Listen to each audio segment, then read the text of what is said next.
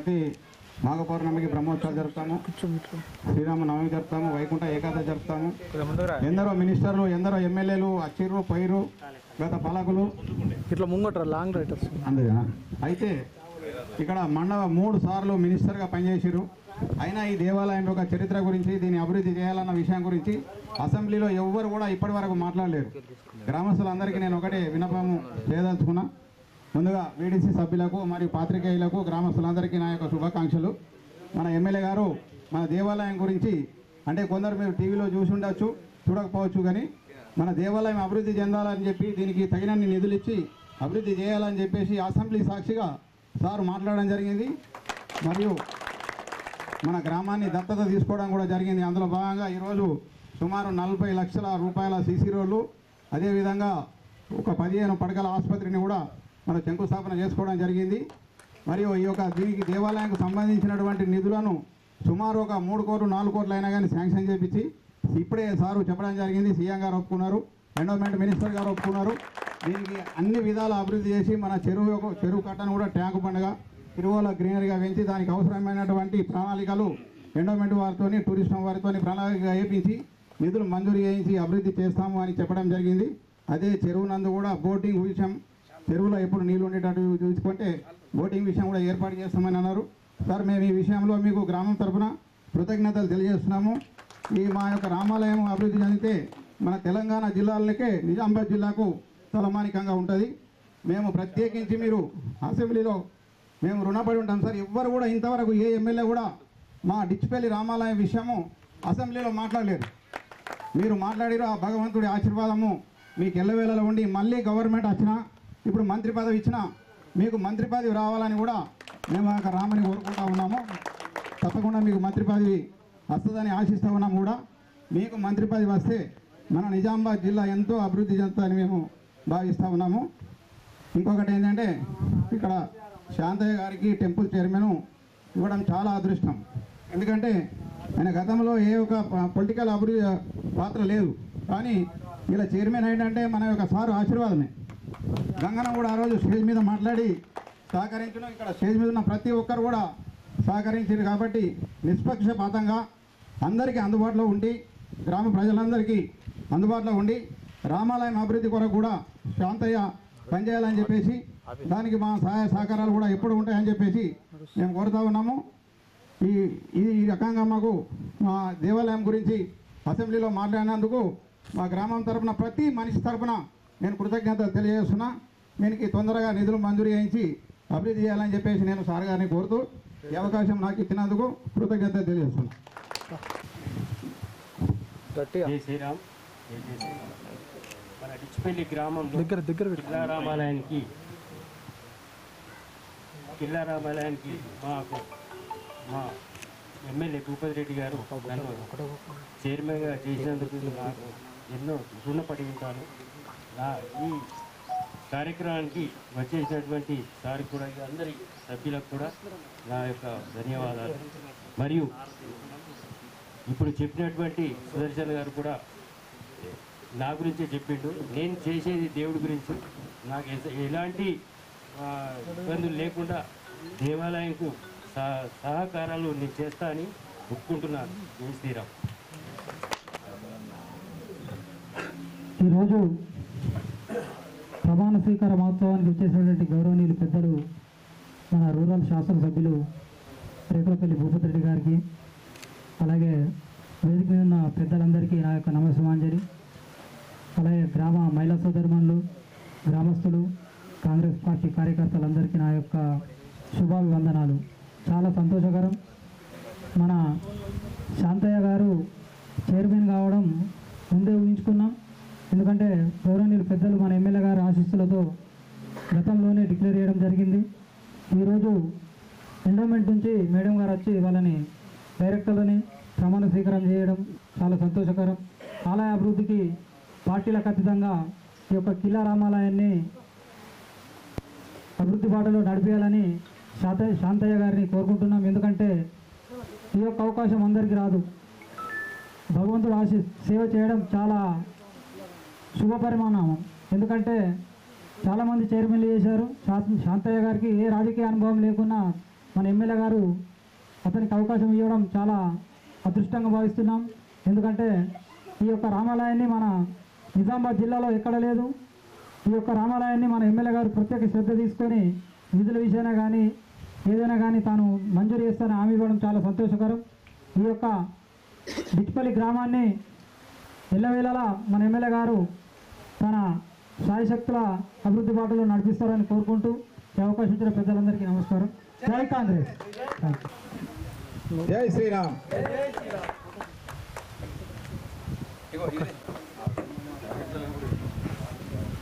ఈ కట్ట తెచ్చి పూరి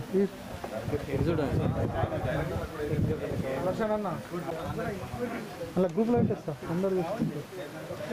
ఇప్పుడు మన మాజీ సర్పంచ్ పూసా సుదర్శన్ గారు ఇప్పుడు ప్రస్తుతంగా దేవాదాయ టెంపుల్ చైర్మన్గా ఎన్నికైన శాంతయ్య గారిని మరియు డైరెక్టర్లు వాళ్ళని వాళ్ళందరినీ శాలువలతో సన్మానిస్తున్నాడు.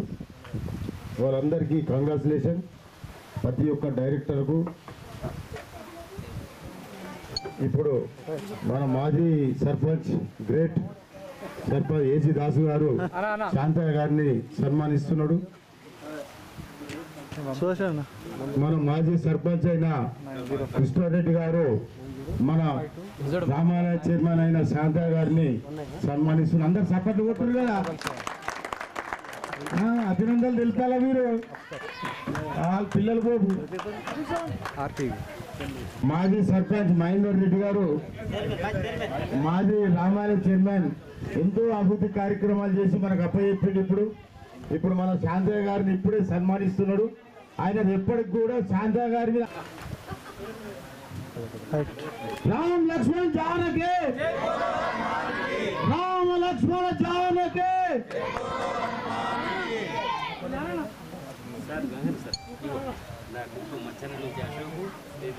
వాళ్ళిద్దరి ఇప్పుడు మన పెద్దలు మహేందర్ భాయ్ కొద్దిగా ఆగు అన్న, వాళ్ళు జరగని.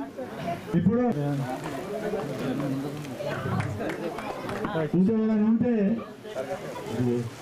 క్యాషర్ గారు చైర్మన్ గారిని సన్మానిస్తారు. దయచేసి స్టేజ్ మీద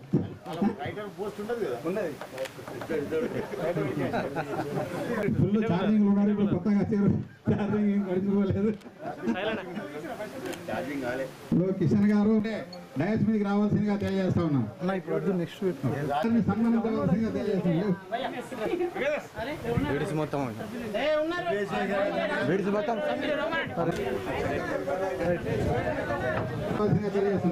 ప్లీజ్ మిగిలిన సభ్యులందరూ కంప్యూటర్ స్టేజ్ ప్లీజ్. కిషన్ అన్న ఇటు చూడు, కిషన్ అన్న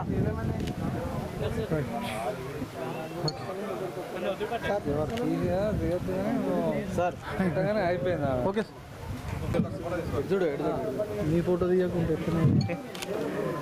ఎమ్మెల్యే గారికి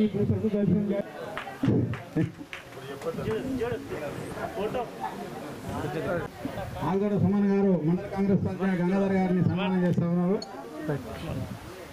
ఇంకా ప్రోగ్రామ్ ఉంది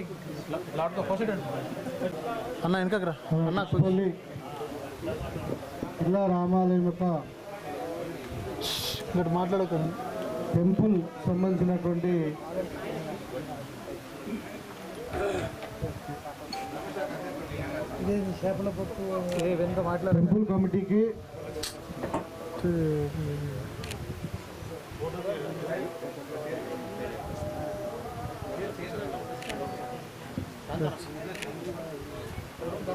టెంపుల్ కమిటీకి మరి అధికారికంగా నిర్ణయించుకోవడం జరిగింది. దీనికి మరి జంగం శాంతయ్య గారు చైర్మన్గా, మరి గడ్డం నరసారెడ్డి గారు, సూర మాధురి గారు, జితేందర్ గారు, సున్నం పోషెట్టి గారు, వీళ్ళందరూ ట్రస్ట్ మెంబర్స్గా డైరెక్టర్స్గా ఉన్నారు. అదేవిధంగా మరి కోఆప్షన్ మెంబర్గా సుమిత్ పాండే దేవాదాయ పంతులు గారిని నిర్ణయించుకోవడం జరిగింది. ఈ సందర్భంగా శాంతయ్య గారిని మరి వాళ్ళ టీంలందరూ కూడా ప్రత్యేకమైన అభినందనలు, శుభాకాంక్షలు.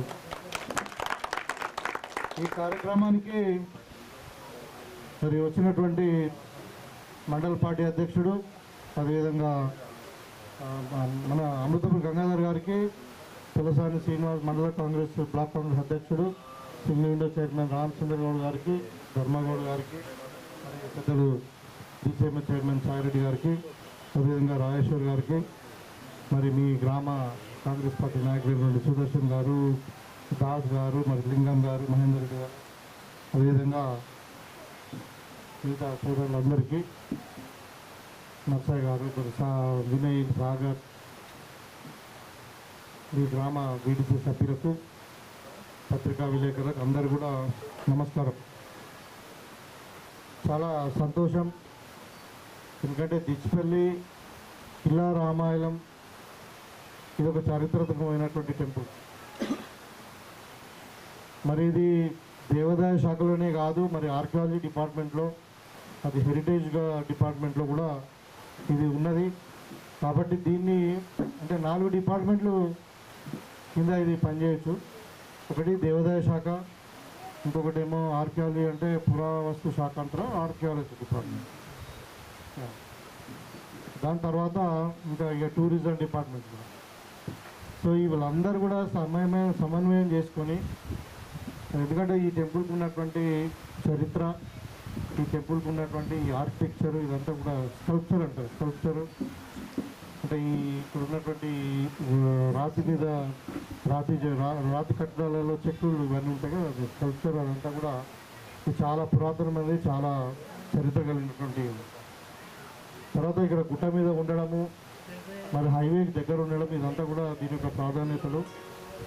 సాధారణంగా మేము రాజకీయంలో కొత్తగా వచ్చినప్పుడు, తెలంగాణ ఉద్యమంలో ఉన్నప్పుడు కూడా ఇక్కడ మన డిచ్పల్లి మండలంలో ఏ మీటింగ్ పెట్టినా ఫస్ట్ ఇక్కడ టెంపుల్ దగ్గరనే పెడతాం. అప్పుడు నిజంగానే అంటే పెద్దలు రామదాస్ గారు ఉంటుండే, కంచెటి గంగాధర్ అందరూ ఉండే. ఇక్కడ ఒక నమ్మకం, ఈ టెంపుల్లో ఏదైనా చేస్తే దానికి తప్పకుండా విజయం సాధిస్తున్నాం. అయితే నిజంగానే ఇవాళ మనము తెలంగాణ ఉద్యమం ఇక్కడ ఎన్నోసార్లు మీటింగ్ పెట్టుకొని, ఆ రోజు మేము దేవుని మొక్కేది మన తెలంగాణ రావాలి. ఇవాళ శ్రీరామచంద్రుని దయతో మరి ఇవాళ మన తెలంగాణ రాష్ట్రంలో ఉన్నాం.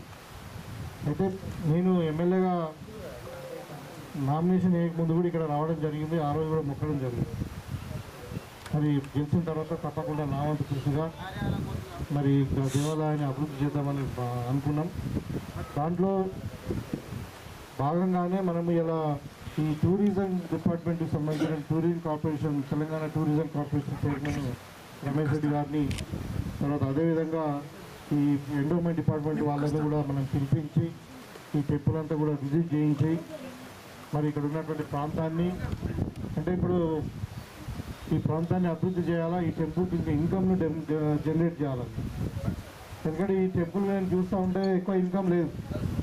ఇప్పుడు ఈ మధ్యన కొంచెం ఈ ఫోటోషూట్ దానివల్లనే కొంచెం ఇన్కమ్ ఉంది, కానీ అసలు ఇన్కమ్ లేదు. టెంపుల్ ఖర్చు ఏమో బాగుంది. మరి ఇంతమంది లొకేషన్ ఉంది, పక్కకి ఇంత పెద్ద చెరువు ఉంది, మరి హైవేకి దగ్గరగా ఉంది, రైల్వే స్టేషన్ దగ్గరగా ఉంది, అన్నీ కూడా ఇన్ని వసతులు ఉన్నటువంటి టెంపుల్లో టూరిజం మన ఎండోమెంట్ డిపార్ట్మెంట్లో ఎట్లా ఉంటుందంటే టెంపుల్ టూరిజం అని ఉంటుంది. ఈ టెంపుల్ టూరిజంలో సర్క్యూట్స్ ఉంటాయి. సర్క్యూట్స్లో ఒకటి ఇప్పుడు వేములవాడ దేవస్థానానికి సంబంధించిన సర్క్యూట్, ఇంకోటి రామప్ప దేవాలయానికి సంబంధించిన సర్క్యూట్, మన దగ్గర బాసర దేవాలయానికి సర్క్యూట్. అంటే జనరల్గా ఎండోమెంట్ డిపార్ట్మెంట్ ఉండే బస్సులు చేయడం కానీ, దాని నుంచి కొంచెం స్పెషల్గా టూరిస్టులు అట్రాక్ట్ చేయడానికి టూరిజం డిపార్ట్మెంట్ వాళ్ళు ప్రమోట్ చేస్తారు.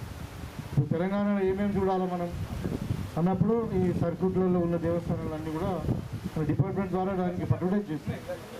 అయితే ఇది బాసర దేవస్థానం మీకు అందరూ కూడా తెలుసు, చాలా పవిత్రమైన దేవాలయం. మన దక్షిణ భారతదేశంలోనే మరి బాసర సరస్వతి మాత యొక్క దేవాలయం అన్న చాలా పేరు ప్రతిష్టలు చెందింది. అది గోదావరి ఒడ్డున ఉంది. ఇప్పుడు తెల్లారి గోదావరి పుష్కరాలు కానివ్వండి, మరి ఎవరైనా పిల్లలు కూడా అక్కడ అక్షరాభ్యాసం చేయాలంటే కూడా బాసరకు వెళ్తారు. సో హైదరాబాద్ నుండి కానీ, మరి ఇంకా చాలా దూర ప్రాంతాల నుండి, విజయవాడ నుండి కానీ, ఇక్కడ ఇతర ప్రాంతాలు, మన తెలుగు రాష్ట్రాలు కాకుండా ఇతర ప్రాంతాల నుండి కూడా బాసర దేవాలయం చూస్తారు. వచ్చిన వాళ్ళందరినీ కూడా మరి తిరిగి వెళ్ళేటప్పుడు ఆ సర్క్యూట్లో మనము డిస్పల్లి దేవస్థానాన్ని ఇంక్లూడ్ చేయాలని చెప్పి నేను ప్రభుత్వానికి కోరడం జరిగింది. తర్వాత అయితే ఇప్పుడు అదొక్కటే కాకుండా ఇవాళ టూరిజం డిపార్ట్మెంట్ మా ప్రియతమ నాయకుడు ముఖ్యమంత్రి గారికి ఒక 2-3 డిపార్ట్మెంట్లు చాలా ఇష్టం. ఒకటి వ్యవసాయం, రెండవది టూరిజం, మూడవదేమో స్పోర్ట్స్. ఈ 3 డిపార్ట్మెంట్లకు చాలా అత్యధికంగా ప్రాధాన్యత ఇస్తారు. టూరిజంలో కూడా, ఎందుకంటే మీరు చాలా దేశాలలో మన వాళ్ళు చాలా కంట్రీలలో పోయిన వాళ్ళు ఉన్నారు. ఇక్కడ చాలా చాలా కంట్రీలు, ఇప్పుడు యూరోప్ కానీ, లేకుంటే మన పక్కన నేపాల్ అనుకోండి, శ్రీలంక అనుకోండి, లేకుంటే ఇటు పక్కన పోతే థాయిలాండ్ కానీ, సింగపూర్ కానీ, లేకుంటే మలేషియా కానీ, వియత్నాం, ఈ చాలా దేశాలు, ఆస్ట్రేలియా కానీ, దేశాలన్నీ కూడా ఎక్కువ మటుకు ఈ టూరిజం ఆదాయం మీదే ఆధారపడి. అంటే టూరిజం అన్నది చాలా పొటెన్షియల్ ఉన్నటువంటి డిపార్ట్మెంట్. మరి టూరిజంలో చాలా ఎంప్లాయ్మెంట్ జనరేషన్ కూడా, ఉద్యోగం రీత్యా కూడా చాలా ఎంప్లాయ్మెంట్ కూడా జనరేట్ అవుతుంది అన్నది మన ముఖ్యమంత్రి గారి యొక్క ప్రధాన ఆలోచన. సో ఆయన ఏంటంటే ఇలా ఇప్పుడు టెంపుల్ టూరిజమే కాకుండా, టెంపుల్ టూరిజం అంటే టెంపుల్ని విజిట్ చేయడం, దైవ దర్శనం చేసుకొని అక్కడ ఉన్నటువంటి సంస్కృతిని వినడము, దాని చరిత్రను వినడము, దేవుణ్ణి ప్రార్థించుకోవడం. అది కాకుండా ఈకో టూరిజం అంటారు. ఈకో టూరిజం కూడా నేను అసెంబ్లీలో మాట్లాడడం జరిగింది. మనకు ముఖ్యంగా ఇప్పుడు పోచంపాడు ప్రాజెక్టు మనకు ఉండడం, ఎందుకంటే చాలా పెద్ద ప్రాజెక్టు, దగ్గర దగ్గర 90 TMల వాటరు. మన ఆ వాటర్ యొక్క బ్యాక్ వాటర్ అక్కడ కందకుడి దాకా పోతుంది. ఇక్కడ స్పెషల్లీ నందిపేటలో అయితే చాలా గ్రామాలు మనం ఎండాకాలం ముందు నీళ్ళన్నీ కూడా కింది వదిలేస్తాం మనం. మరి 1000 ఎకరాలు, దగ్గర ఒక 1,00,000 ఎకరాల వరకు పచ్చగడ్డతో పచ్చగా ఉంటాయి. దాంట్లో మీరు చూస్తే అసలు విపరీతమైన సంఖ్యలో, కొన్ని 100,000 సంఖ్యలో ఈ జింకలు, కృష్ణ జింకలు ఇవన్నీ వస్తున్నాయి. మళ్ళీ పక్షులు కొన్ని వలస వస్తుంటాయి. ఇదంతా కూడా దాన్ని కూడా టూరిజం కింద మర్చుకోవాలని చెప్పి నిన్న 3 రోజుల కింద ఒక టీం కూడా వచ్చింది మన దానికి, బ్యాక్ వాటర్ను స్టడీ చేసి ఈకో టూరిజం కూడా డెవలప్ చేయడానికి. తర్వాత వాటర్ అడ్వెంచర్ టూరిజం అంటారు. అడ్వెంచర్ టూరిజం అంటే నీళ్ళలో వాటర్ స్పోర్ట్స్ కానీ, లేకుంటే ఇప్పుడు ట్రెక్కింగ్ అంటే గుట్టలు ఎక్కడము, లేకుంటే ఇట్లా ఈ అడ్వెంచర్ టూరిజం అంటారు. బంగీ జంపింగ్, ఇవన్నీ ఇలాంటి అడ్వెంచర్ టూరిజం అంటారు. అంటే ఈ 3 రంగాలలో తెలంగాణకు చాలా పెద్ద స్కోప్ ఉంది. మరి దీన్ని మనం ఎక్స్ప్లోర్ చేస్తే, ఎందుకంటే మనకు భారతదేశానికి ఉన్న అత్యంత సంపద ఏంది, జనాభా, అది కూడా యువకులు ఎక్కువ ఉన్నారు. కాబట్టి వీళ్ళని యువకులకు ఈ ఉద్యోగం సంపాదించాలి, సెల్ఫ్ ఎంప్లాయ్మెంట్ కింద మనము ఈ డిపార్ట్మెంట్ మనం ఎక్స్ప్లోర్ చేస్తే మన ఫారిన్ టూరిస్టులను కానీ ఇంకా చాలామందిని మనము ఎంకరేజ్ చేయొచ్చు, వాళ్ళందరూ ఉపాధి కల్పన కలుగుతారని చెప్పి ముఖ్యమంత్రి గారు ఈ 3 రంగాలలో, ఒకటి టెంపుల్ టూరిజం, రెండవది ఈకో టూరిజం. ఈకో టూరిజం అంటే మనకి ఇక్కడ మనకు పోచంపాడు ఉంది, కానీ ఇప్పుడు మనకు వికారాబాద్లో అనంతగిరి హిల్స్ అని ఉంటుంది. అనంతగిరి హిల్స్ని కూడా పెద్ద ఎత్తున ఈకో టూరిజం డెవలప్ చేయడానికి గవర్నమెంట్ ప్లాన్ చేసింది. అక్కడ ఒక ప్రైవేట్ కంపెనీ ఒక 1000 కోట్లు పెట్టి కూడా వెల్నెస్ సెంటర్స్ కూడా పెడతాము. అంటే అది మనకు హైయెస్ట్ పాయింట్ అట్లా. అంటే ఈకో టూరిజంకి ఎగ్జాంపుల్ చెప్తాము. ఇప్పుడు మనకి నల్లమల్ల అడవులు కూడా ఈకో టూరిజం కింద వస్తాయి. మనకి ఇంకా ముఖ్యంగా మన నిజామాబాద్ జిల్లాలో ఇప్పుడు శ్రీరామ్ సాగర్ ప్రాజెక్ట్ ఉంది, మనకు పోచంపాడు ప్రాజెక్ట్ ఉంది. దాంట్లో ఒక ఫిషరీస్, ఇరిగేషన్ కాకుండా మనము వాటర్ స్పోర్ట్స్ కూడా వాడుకోవచ్చు అని చెప్పి ఈ విధంగా ఎక్స్ప్లోర్ చేయడానికి మనం ఒక సపరేట్ ఒక చట్టం కూడా తెచ్చుకున్నాం. మీకు అందరూ టూరిజంలో ఒక చట్టం వచ్చింది. ఏదంటే గవర్నమెంట్ ద్వారానే నడిపించకుండా టూరిజంని కూడా ప్రైవేటైజ్ చేయాలి. ఇప్పుడు అన్ని సెక్టర్స్ ప్రైవేటైజ్ చేయాలి. మనకి ట్రాన్స్పోర్ట్ సెక్టర్ కానీ, హెల్త్ కానీ, ఎడ్యుకేషన్ కానీ. అయితే ఇది కూడా ఈ టూరిజం సెక్టర్ కూడా ప్రైవేట్ వాళ్ళకు ఎక్స్ప్లోర్ చేసి ప్రైవేట్ వాళ్ళకు మనము ఇస్తే వాళ్ళు పెట్టుబడి పెడతారు, వాళ్ళు లాభాలు తీసుకుంటారు, ఎంప్లాయ్మెంట్ జనరేట్ అవుతుంది. టూరిజంని మన యాక్ట్ మన వచ్చింది. అయితే దాంట్లో భాగంగానే నేను ఏమడిగినంటే, ఈ మనకి ఇక్కడ చెరువు ఉంది, మరి ఇక్కడ మంచి వాతావరణం ఉంది, మరి ఇక్కడ ఈ గుట్ట మీద ఈ దేవస్థానము, మరి హైవేకి దగ్గర ఉండడం, ఇదంతా ఇట్లా వచ్చి మన బైపాస్కి వెళ్ళిపోయి ఇట్లా పోవచ్చు అన్న దాని మీద ఈ బాసర్ సర్క్యూట్లో దీన్ని ఇంక్లూడ్ చేయాలా. ఈ టెంపుల్ని ఇంకా ఆర్కియాలజీ డిపార్ట్మెంట్ కూడా చెప్పి ఇంకా దీన్ని ఇంకా మోడర్నైజ్ చేయాలి, దీన్ని డ్యామేజ్ చేయకుండా. మరి ఈ టూరిజం వాళ్ళు కూడా ఈ సరౌండింగ్ ఏరియా ఇప్పుడు ఇక్కడ ఒక మినీ ట్యాంక్ బండ్ టైప్ చేసి పిల్లలు ఆడుకోవడానికి ఒక రీక్రియేషన్ సెంటర్ని చేసి, అంటే ప్లేయింగ్ కొరకు. తర్వాత ఇక్కడ వచ్చిన వాళ్ళు స్టే చేయడానికి కొంచెం ఒక హోటల్ లాంటిది పెట్టి ఇక్కడ వాటర్లో బోటింగ్ ఇవన్నీ పెట్టుకొని, అంటే 2-3 రకాల సిస్టమ్ అంతా కంబైన్ చేసేసి ఇక్కడ ఒక పెద్ద టూరిజం సెంటర్గా చేస్తే ఈ ప్రాంతానికి, ఈ టెంపుల్కు మన ఆదాయం పెంచగలుగుతాం. మన లోకల్ వాళ్ళకి ఇక్కడ ఎంప్లాయ్మెంట్ అవుతుంది, ఒక టూరిజం స్పాట్గా తయారవుతుందనే ఆలోచనతో వాళ్ళతో మాట్లాడడం జరిగింది. సో నిజంగానే కొండా సురేఖ గారు మన హానరబుల్ మినిస్టర్ ఇప్పుడు ఎండోమెంట్కు ఆమె కూడా చెప్పింది, తప్పకుండా మీరు అది రిపోర్ట్స్ అయితే రానివ్వండి, ఎస్టిమేషన్ రానివ్వండి, మనం ఫండ్ ఇద్దామని చెప్పారు. టూరిజం చైర్మన్ కూడా ఆయన కూడా వచ్చి స్వయంగా చూసింది కాబట్టి తప్పకుండా మనం ఈసారి మొత్తం కాకుండా మనం మొత్తం ఎంతతో చూసి దాన్ని విడుదల వారిగానే మనం ఫండ్ ఇద్దామని చెప్పారు. సో ఈ రకంగా ఒక ఎఫర్ట్స్ అయితే పెట్టినాం. ఈ ప్రాంతాన్ని మనం డెవలప్ చేయాలి, ప్రభుత్వం ఆలోచన విధానాన్ని కూడా మనం అర్థం చేసుకుని. రెండవది స్పోర్ట్స్. అది స్పోర్ట్స్ యూనివర్సిటీ వచ్చింది చాలా జాగాలో, ఇప్పుడు అది కూడా మనము ఉంది. సో కాబట్టి ఇవాళ తెలంగాణలో బిచ్వాలీ టెంపుల్ ఒక ప్రముఖ పర్యాటక కేంద్రంగా, మరి టూరిజంలో ఒక భాగంగా, మరి అదేవిధంగా ఈకో టూరిజము తర్వాత దీని అన్నిటి కూడా ఒక భాగంగా ఉండాలన్నది నేను కోరుకుంటున్నాను. తప్పకుండా ఇంకా మనం ఇంకా ముందుకు పోయి రాబోయే కాలంలో ఇప్పుడు అంటే మనం ఇంకా ఫండ్స్ రాలే కానీ ఇస్తామని చెప్పారు. సో ఇంకా ఈ టెంపుల్ ఏ విధంగా ముందుకు తీసుకుపోదాం అన్నది దాని మీద నేను తప్పకుండా కృషి చేస్తానని చెప్పి తెలియజేస్తూ, మరి ఇలా శాంతయ్య గారు చాలా డిసిప్లిన్ ఉన్నటువంటి వ్యక్తి. మరి ఆయన పేరు చెప్పగానే మేము కూడా అన్నాం, సరే ఆయన అయితే సరేలే మంచోడు కదా అన్న. ఇలా మీరు చూసి 5 కూడా సభ్యులు కూడా యునానిమస్గా ఇలా చైర్మన్గా ఎన్నికయ్యాడు. ఆయనకు ఒక తపన, అంటే ఇక అది ఒక సెంటిమెంట్ అనుకుందామా లేకపోతే దేవునికి ఏదో సేవ చేస్తే పుణ్యం వస్తుంది అనుకుంటున్నా కానీ పిల్లలు గారు మొత్తం సిన్సియర్ పాపం కష్టపడి ఏదో రకంగా కష్టపడి టెంపుల్ని అంటే బాగా చేయాలనే ఆలోచన ఉంది. ఆయన ఇప్పుడు ఇవాళ అఫీషియల్గా అయింది కానీ మరొక 1 year నుండి కూడా చూస్తున్నారు. 2-3 అకేషన్స్ కూడా చూసినా, సీతారామ కళ్యాణోత్సవంలో కానీ అంతకుముందు రథోత్సవం అనుకోండి, ఇంకా 2-3 అకేషన్స్లో కూడా చాలా చక్కగా మరి కష్టపడి రాత్రి పగలు ఇక్కడనే ఉండి మరి ఇలా మాట బీడీస్ వాళ్ళు మళ్ళీ సురేషన్ గారు అందరూ కూడా దాస్ అందరూ కూడా కష్టపడి ఒక టీమ్గా ఏర్పడి చాలా చక్కటి కార్యక్రమాలు చేసింది కదా. సో వారిని ప్రత్యేకంగా అభినందిస్తూ మరి వారి ఆధ్వర్యంలో ఇక్కడ ఇంకా మంచి మంచి కార్యక్రమాలు దైవాంధిక అంటే ఏమంటారు ఆధ్యాత్మిక కార్యక్రమాలు మరి స్పిరిచువల్ ఈవెంట్స్ ఇంకా జరిగి మరి దేవాలయం యొక్క ప్రాముఖ్యత ఇంకా పెంచే విధంగా పవిత్రతను పెంచే విధంగా ఉంటుందని చెప్పి కోరుకుంటూ వారికి శుభాకాంక్షలు తెలియజేస్తూ, మరి అదేవిధంగా ఇక గ్రామంలో వచ్చిన మీ గ్రామంలో కూడా దగ్గర 50 లక్షల రూపాయలు అంటే సీసీ రోడ్స్ తర్వాత ఒక సబ్ సెంటర్ కూడా ప్రారంభించుకున్నాం. ఇవాళ అంటే నిజంగానే నిజామాబాద్ రూరల్ నియోజకవర్గం, నేను పత్రికా విలేకరులు ఉన్నారు కాబట్టి చెప్తాను, నిజామాబాద్ రూరల్ నియోజకవర్గం అభివృద్ధిలో దూసుకుపోతుంది. ఇలా రైజింగ్ తెలంగాణ అన్నారు కాబట్టి రైజింగ్ నిజామాబాద్ రూరల్ ఇవాళ నేను చెప్పడం కాదు, అంటే నేను చెప్పడం కాదు. ఇవాళ నిజంగానే అందరికీ తెలుసు ఆర్థిక పరిస్థితులు ప్రభుత్వం దగ్గర అంత డబ్బులు లేవు, చాలా ఇబ్బందులు ఉన్నటువంటి పరిస్థితుల్లో కూడా మరి నాకు కొంచెం అంతగా డాక్టర్ కాబట్టి ఇంగ్లీష్ వచ్చు, ఈ ఐఏఎస్ ఆఫీసర్తో కలిసి మాట్లాడి అది చేసి వేరేలా కాకుండా నేను కొంచెం మాట్లాడితే బాగానే పాపం రెస్పాన్స్ ఇస్తున్నారు. మరి మన ఇంగ్లాండ్ కూడా ఎవరు మినిస్టర్ కూడా అందరూ కూడా ఇవాళ మనకు చాలా ఫండ్స్ వస్తాయి. ఎలక్ట్రిసిటీ డిపార్ట్మెంట్లో 4 సబ్ స్టేషన్స్ వచ్చినాయి, హాస్పిటల్స్ వస్తూ ఉన్నాయి, సబ్ సెంటర్స్ వస్తూ ఉన్నాయి, ప్రైమరీ ఏది మన ఏమంటారు ఈ పంచాయతీరాజ్లో గ్రామ పంచాయతీలు వస్తూ ఉన్నాయి, అంగన్వాడీ స్కూల్స్ వచ్చినాయి. ఇలా మనకి నిన్ననే మీరు చూసేది ఇప్పుడు మన అగ్రికల్చర్ మంత్రి గారు కూడా అగ్రికల్చర్ కాలేజీని కూడా మనకే ఇస్తామని చెప్పి నిన్న అనౌన్స్ చేసింది. ఇలా యూనివర్సిటీలో కూడా త్వరలోనే మనకి ఇంజనీరింగ్ కాలేజ్ కూడా రాబోతుంది, ప్రిన్సిపల్గా ముఖ్యమంత్రి గారు ఒప్పుకున్నారు.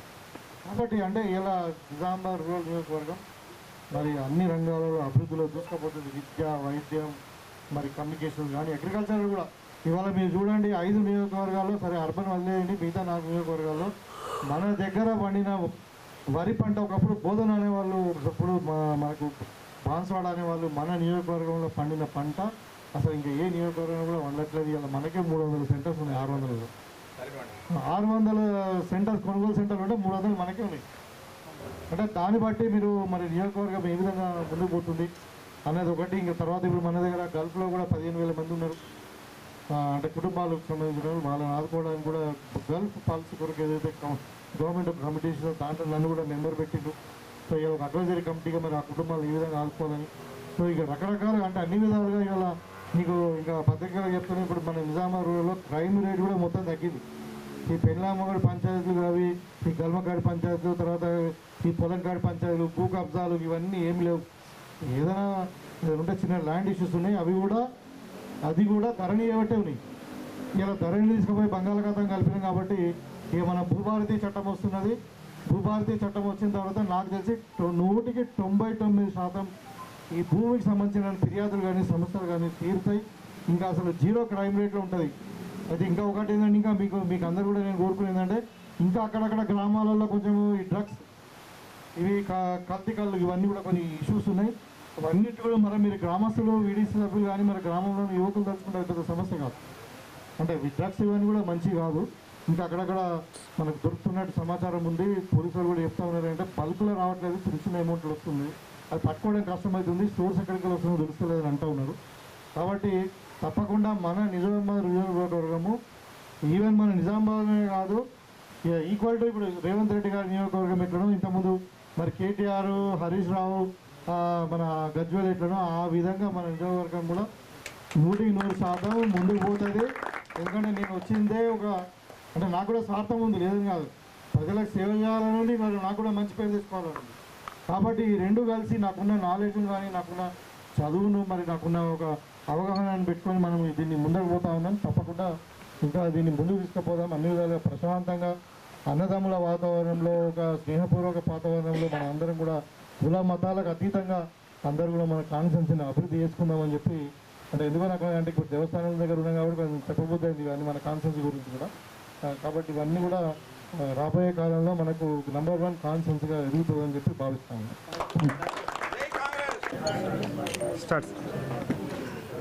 నిజామాబాద్ రూరల్ నియోజకవర్గంలోని డిచ్పల్లి మండలంలో ఈరోజు మిఠాపల్లి గ్రామము, కమలాపూరు, మిఠాపల్లి తాండా, రాంపూరు, అదేవిధంగా నర్సింగ్పల్లి, మరి అదేవిధంగా కమలాపూరు, తర్వాత డిచ్పల్లి, మళ్ళీ దూస్గాం, ఈ గ్రామాలలో ఇవాళ మొత్తం కలిసి దగ్గర కొంచెం తక్కువ అంటే 12 కోట్ల రూపాయల డెవలప్మెంట్ ఫండ్కు, అంటే డెవలప్మెంట్ దాని కొరకు అభివృద్ధి పనుల కొరకు శంకుస్థాపన చేసుకోవడం జరిగింది.